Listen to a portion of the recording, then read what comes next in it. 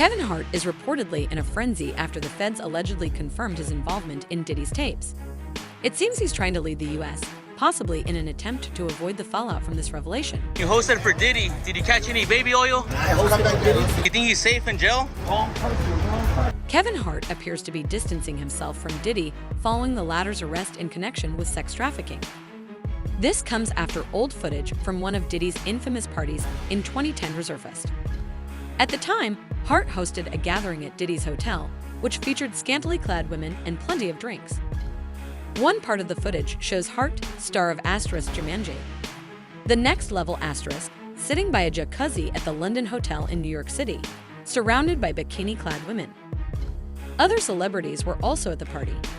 It's important to note that neither Kevin Hart nor any of the other celebrities at the event have been accused of any criminal activity or awareness of wrongdoing.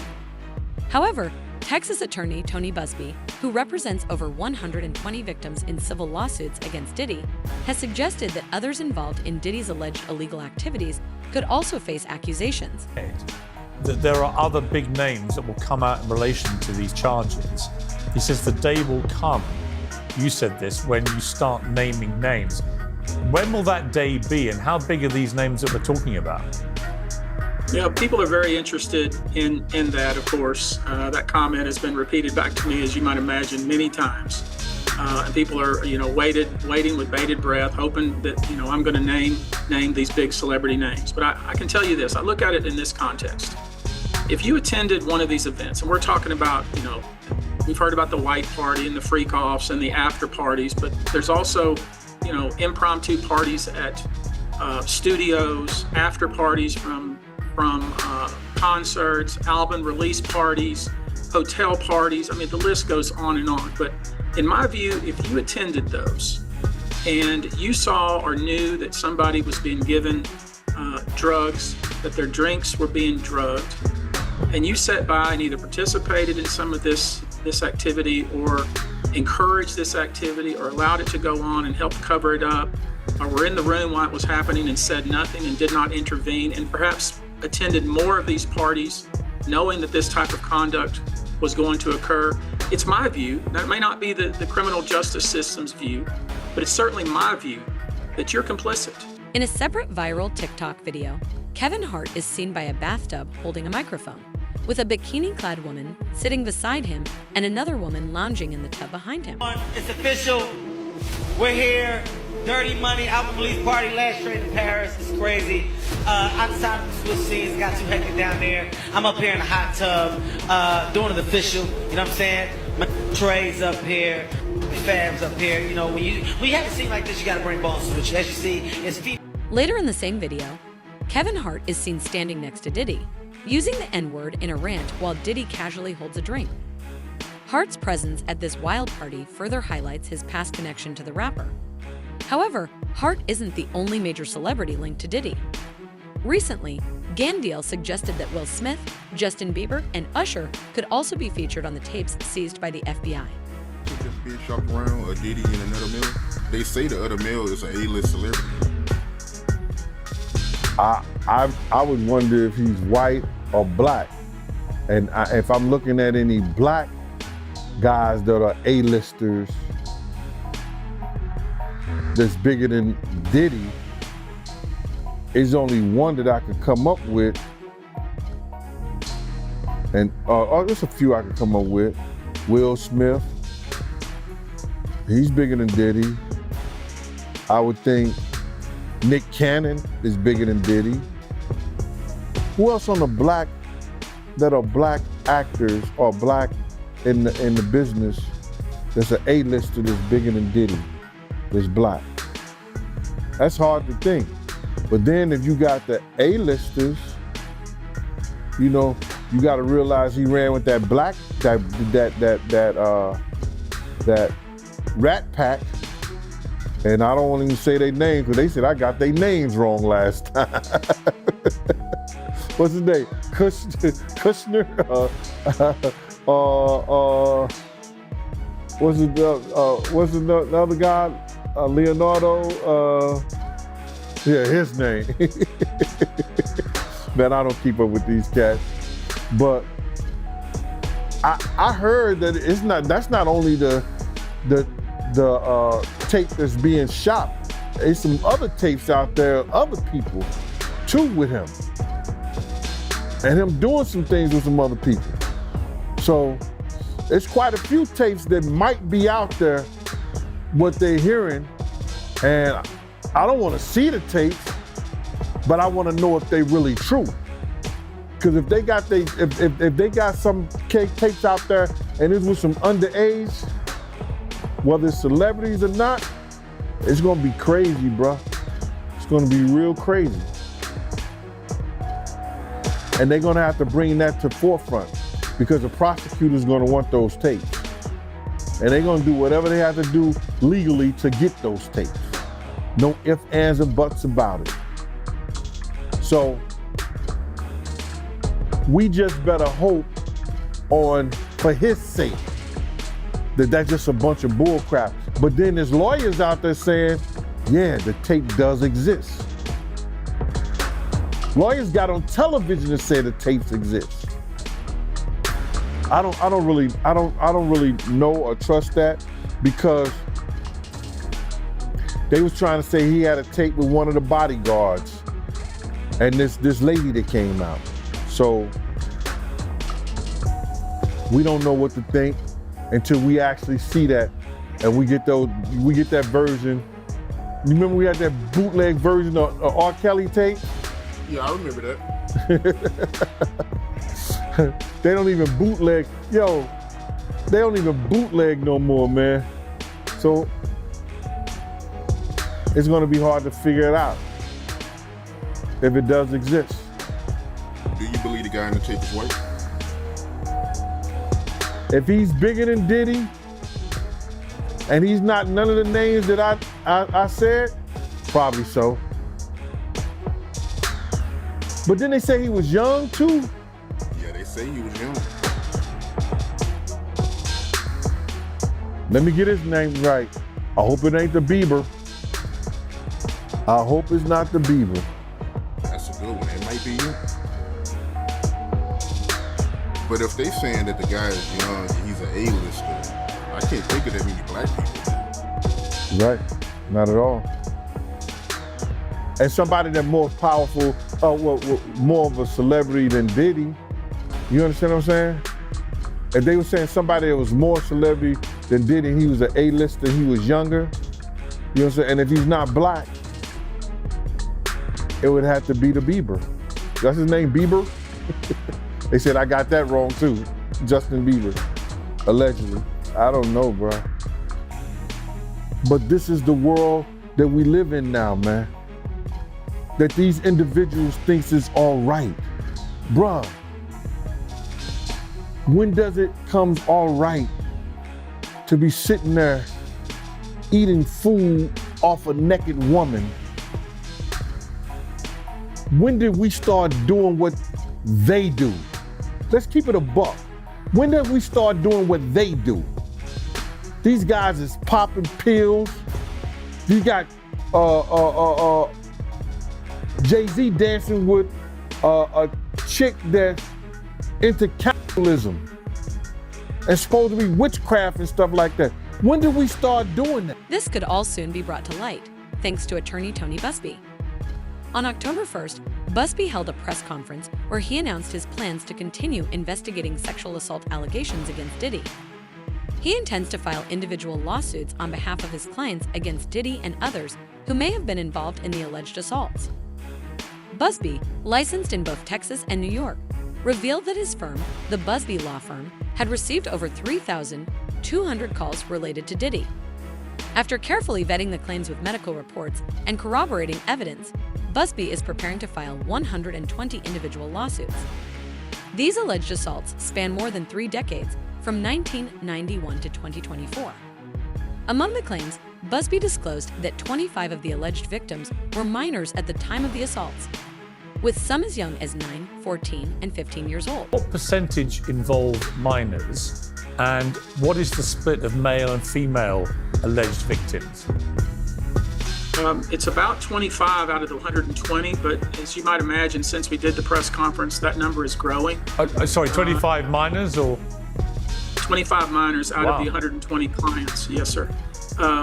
You know, and the minors, they kind of fall into two categories. One would be the category of individuals with stars in their eyes trying to break into the entertainment industry, who were either scouted or somehow found their way to a studio or to a location where they were being screened, and either the allegation is Mr. Combs himself or those around him involved took advantage of these people in some sort of quid pro quo to try to make them a star.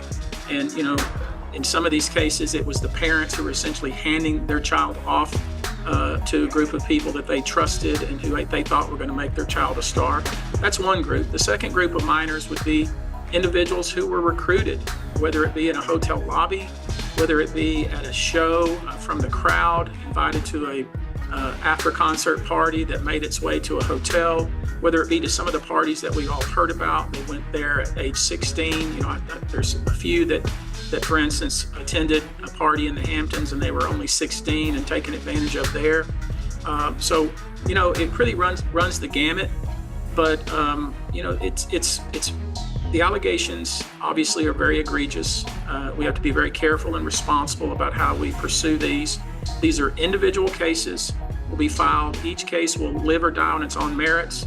Each case will have one or more defendants. In some cases, they'll all, you know, they may be obviously, you know, these types of allegations are very hurtful to people if they're not true, and very hurtful, frankly, if they are true. But if they're true, you shouldn't have been in the room and you shouldn't have been participating. So I anticipate that we're going to start filing lawsuits, and it may not be big names at first, but we have a long list of names. And you might imagine in situations like this that when a victim tells us that this person was in the room or this person participated, we want to do as much due diligence as humanly possible before we file that case, because in the United States, in almost every state, public filings are in fact public.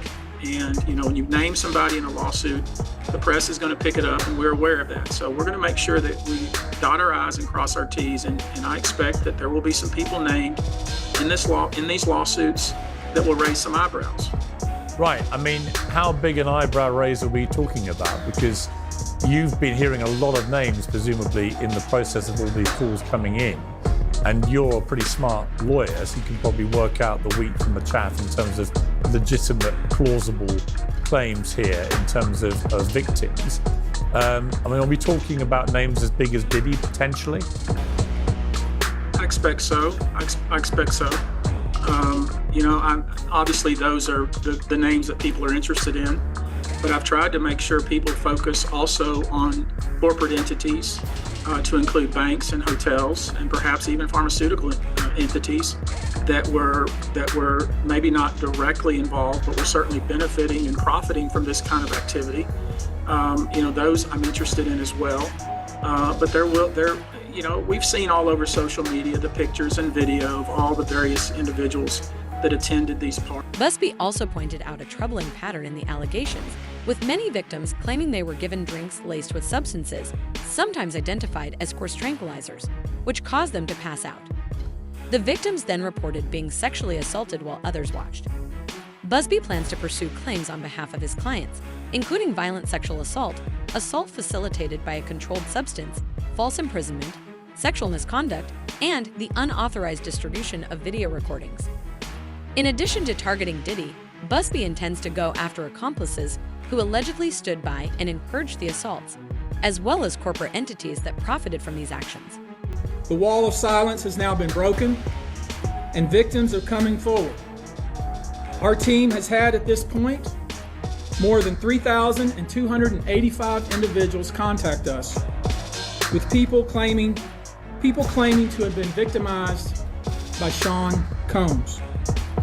After vetting, we now represent 120 individuals who intend to bring civil claims in civil court against Sean Diddy Combs, as well as claims against many other individuals and entities that we will name as defendants as we file these individual cases.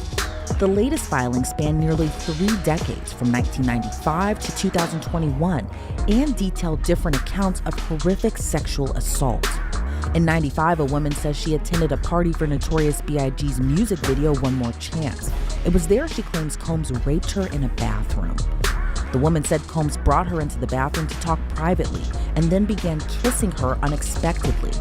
She says she tried to pull away and he allegedly slammed her head into the wall, which caused her to fall to the floor. When she was on the floor, the producer allegedly hit her again, lifted her dress, and raped her. After, Combs allegedly threatened her by saying, "You better not tell anyone about this or you'll disappear." A John Doe says he was just 16 years old when the mogul fondled him at one of his white parties in 1998. The male plaintiff alleges Combs told him he had the look of a star and then ordered him to drop his pants. He claims Combs explained to him that it was a rite of passage to becoming a music star and allegedly asked him, "Don't you want to break into the business?" The then teen says he complied out of fear, anxiety, and the power imbalance he felt with Combs, and later realized what he says happened was sexual assault. And the stories just become progressively more horrifying. Another Jane Doe alleges Combs raped her in a hotel room after he invited her and a friend there for a party. Combs allegedly gave them drinks and told them to snort cocaine. The woman, who was a freshman in college, says Combs forced her friend to perform oral sex on him and threatened to kill them if they didn't comply. In 2006, another John Doe, who was a security guard at the now infamous white parties, claims he was sexually assaulted by Combs. The man says he began to feel extremely ill at the party after drinking 2 drinks with alcohol that were provided by Combs. The accuser says he was disoriented and alleges the Bad Boy Records founder forcibly pushed him into an open van, held him down, and sexually assaulted him. In 2008, another man claims he was sexually assaulted by Combs in a New York Macy's. This John Doe says he was an advisor at Echo Clothing, a competitor of the mogul Sean John clothing line. He claims he was in a stockroom at Macy's in Manhattan when Combs and 3 bodyguards entered. Doe alleges he was turning a corner in the stockroom when he was hit around the base of the neck, possibly with a pistol. He says this forced him to his hands and knees, and he saw that each of Diddy's bodyguards had guns in their waistbands. The man alleges he heard multiple voices saying things like, "I'll kill you." Combs allegedly approached the man and forcefully, brutally, and orally raped him for at least 2 minutes. According to the suit, after Combs was finished, he threw Doe's head aside and said words to the effect of, "Shut up or I'll kill you." And in 2021, another man claims he was drugged and assaulted by Combs and multiple other unnamed men at a party.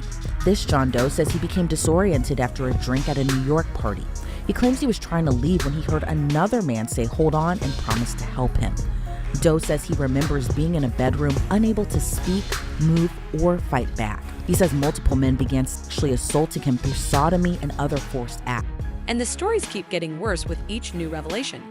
But perhaps the worst part is that the powerful people allegedly involved in these acts are still walking free. One big name often linked to Diddy's crimes is Jay-Z, who has stayed completely silent about his best friend's downfall. Why does it all come to a head now? Why now? Why? Because he's the acceptable monster at this time, like R. Kelly was the last time I sat on this couch. So who's next? Y'all don't see the lineup? Yeah, we see the lineup. I'm just waiting to see who's next. Jay-Z is setting Diddy up. Why is everyone having such a hard time? He ain't doing shit different. He lined up D. Haven, stole his life and identity. He lined up Big L, stole his life and identity. He lined up Dame Dash, stole his life, identity, and fucking took his love. Lined up R. Kelly. He wants to be the one. Sean Carter is responsible for enacting Hype Williams to put Aaliyah on a faulty plane, to move her out the way as punishment for rejecting him, and so he could level up Beyonce, who was struggling. Let's just say allegedly that happened. Now I want you to think about 106th and Park with Mary J. Blige. Free, who is a victim of Sean Carter. Yeah. Mary J. Blige, who was a victim of Sean Combs, are sitting there talking about the death of Aaliyah amongst each other. Think about that. You got a Diddy victim, you got a Jay-Z victim, and you got a superstar gone. They know what happened. So, Jack, when you say... When I say Corey, I'm talking about Kathy White. Oh, yeah, that's what I was about to ask. Jay-Z's pregnant Jay-Z's mistress, yeah. who died of an imaginary aneurysm, just like the woman who was best friends with Kim and Kimura, who wrote the book Bling and died as soon as it made the bestsellers list. This isn't just a baseless claim from Jaguar. Several notable figures, including Suge Knight and Dame Dash, have previously spoken out about Jay-Z's involvement. Okay, look at it like this. I look at real plain and simple. Ain't no whistleblower. Facts is there. But right now, I don't care if it's P.I., I don't care if it's Rick Ross, I don't care if it's Jay, I don't care if it's Snoop, I don't care if it's Game, I don't care if it's Dre. Nobody's stepping up. Just like with the names linked to Jeffrey Epstein's infamous Black Book, simply being seen at one of Diddy's parties doesn't automatically suggest involvement in any wrongdoing, but it certainly doesn't look good. This might explain why many celebrities have stayed quiet about the charges against Diddy, with some even removing mentions of him from their social media since his arrest. As a rapper, producer, and record label head, Diddy was often seen with major names in music. He also mentored rising stars, playing a key role in the careers of R&B and rap legends like the Notorious Big, Mary J. Blige, and Usher. In the 90s, Diddy produced much of Biggie's 1992 debut album and was photographed with Mary J. Blige at his white parties in 2003 and 2004. Despite attending his album release party just last September, fans speculated that a cryptic Instagram post by Blige in March, where she mentioned burning bridges as needed, might hint at her relationship with Diddy. Usher, who lived with Diddy in 1994 at the request of label executive L.A. Reid, hasn't commented on the charges either. However, in a 2016 interview with Howard Stern, Usher shared his memories of Diddy's parties, describing a scene where there were always girls around. You'd open a door and see somebody doing it or several people in a room having an orgy. To New York City. And I lived with Sean Puffy Combs for a year. That's the crazy thing. Now, that was L.A. Reid's idea, right? We're sending you New over York to City. something called Puffy Flavor Camp. There you go.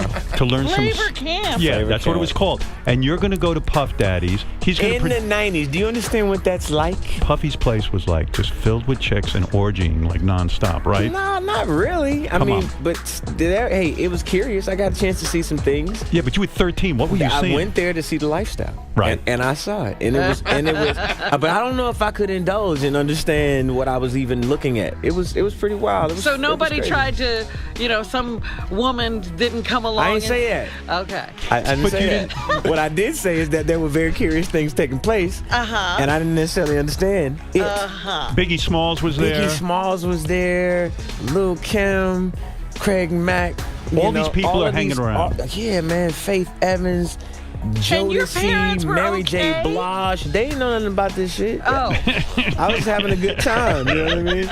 Does he have you doing any chores? Are you doing dishes at all? I mean, to keep you humble somewhat? Or are you just like, can you stay up till 4 a.m. with them and party? I mean, I could. I actually stayed up longer than them.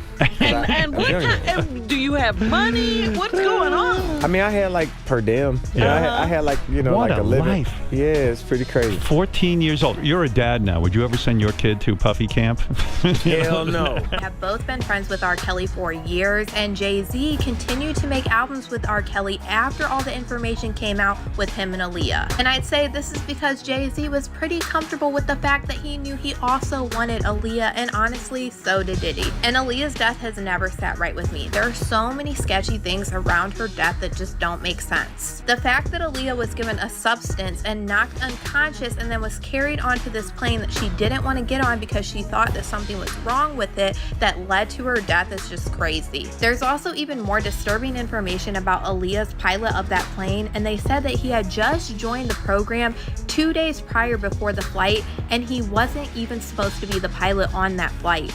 Aaliyah was sitting in a taxi as her team and the flight crew argued nearby about whether or not to take off, and she complained of having a headache. Now, reportedly, a baggage handler nearby said that someone from her entourage gave her a pill. She took the pill, and that right after, she fell into a very deep sleep. So deep, in fact, that she was carried onto the airplane still asleep and may not have even been aware that she was on the airplane. Now, we should say we don't know what that pill was. It could have been aspirin. Maybe she was just very tired from a long video shoot, and the baggage handler did say that she took it willingly, but it does reveal some new information about those final moments. After the crash, investigators determined the small plane was carrying about 700 pounds over its limit, and this is important, the center of gravity was too far back in the aircraft. The pilot did not want to make this trip, and he reportedly argued with Aaliyah's team because he thought that it was unsafe. So he did make those calculations, and he did decide that it was unsafe. However, after protracted negotiation, they went through with it. Justin Bieber is another name that has drawn attention due to his connection with Diddy.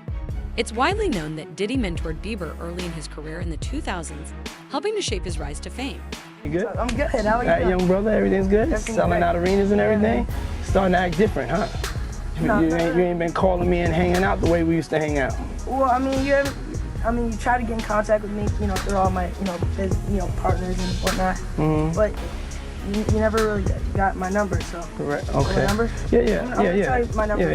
Yeah. It's in a strange way, It's like robbing big. Yeah. It's like Exactly. I'm big and you're robbing. Yeah. No, I mean, to a lot of us, he's like a little brother. You know what I'm saying? He's not afraid to call and ask for advice. He's somebody that, in the industry-wise, the record industry is a strong family, and he's somebody that, we definitely have our arms around, and we want to protect him because he's such genuinely a nice person besides his talent. You know what I'm saying? He's one of the greatest kids that you could ever know. Justin,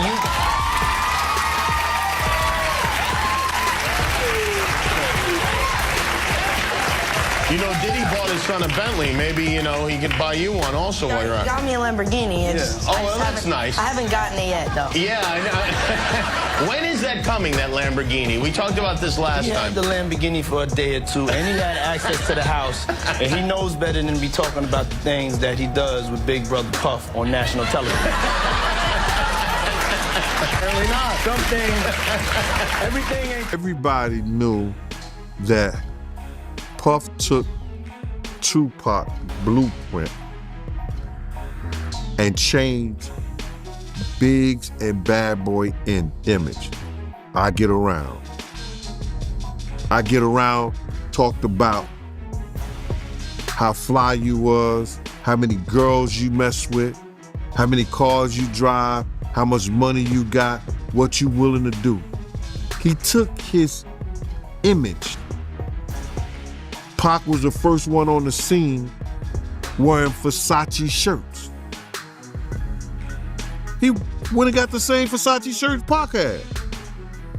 Which, all right, some dudes would do that. You would never catch me wearing something else, something that somebody else got. He was knocking down all the women that he thought Pac was knocking down. And what I mean is having sex with. Why would you want to have sex with women you know for sure a dude that was once cool with you was dealing with? That's that image. Because you got to realize, bruh, Puff and Pac was cool at one time. We know this. Mopreme said that they was gonna sign the Bad Boy. So if he was gonna sign to Bad Boy, it was because of Corey and them. I put that picture on the internet. I put the picture on my channel of Corey Jones, is Corey Jones, Corey Jacobs? I think Corey Jacobs, and Pac right next to each other. Those was the real bad boys of Bad Boy. You understand? Those are the ones who got the 16 to life sentence. That Pac was gonna go and be with them first. But then Mopreme said, when it became just Big and Puff, because Corey and them went to jail, he changed his direction.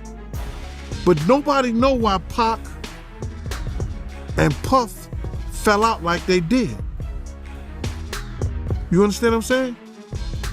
Nobody know why, but Puff had an obsession with him for whatever reason it was, because he started wanting to act. He started wanting to rap. He had an obsession so bad that at his Grammy Award winning speech, he used the same speech that Pac used. That shit is crazy. So when I say I'm obsessed with talking about Puff and telling y'all the truth,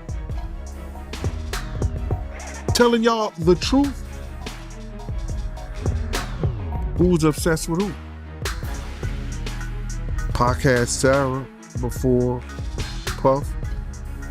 Allegedly, he had Sally before Puff. And Kim had an obsession or liked Pac so much, she on the red carpet with Tupac shirt on.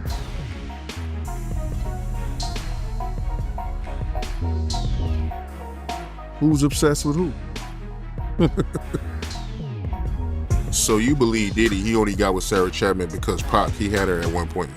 And it was a bet in the office. Sarah was messing with an NBA basketball player.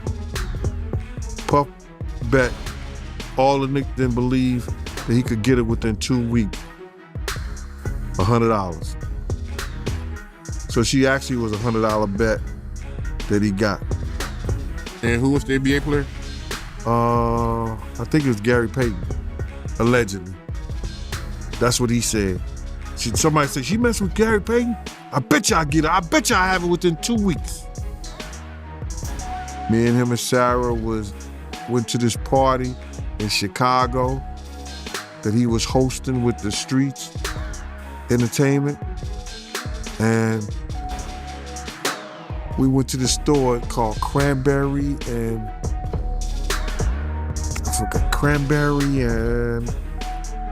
it's one of those stores like you get fragrance and you get candles, colognes and stuff like that. It's called Cranberry and something.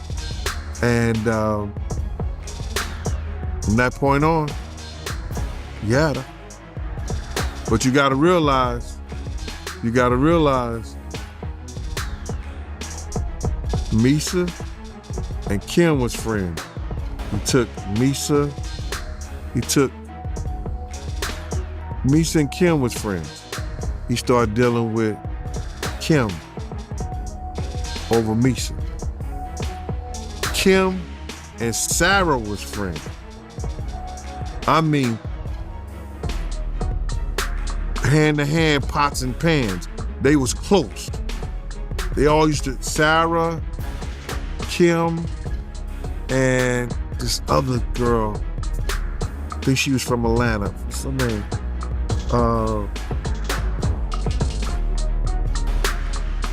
It missed me right now. But they all used to hang together.